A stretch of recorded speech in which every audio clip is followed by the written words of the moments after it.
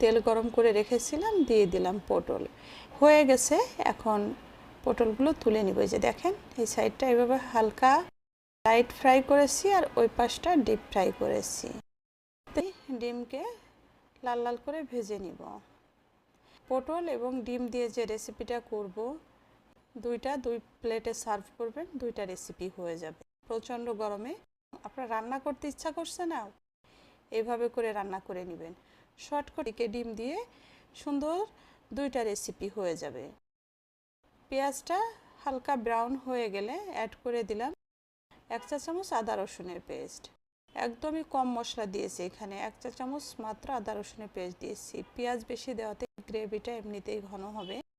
মশলাটা খুব ভালো করে কষিয়ে নিতে হবে, সুন্দর একটা স্মেল আসছে। এখন পটলটা দিয়ে দিলাম মশলার ভিতর দিয়ে খুব ভালো করে একটু 1-2 মিনিট কষিয়ে নিব। আর দেখেন মশলা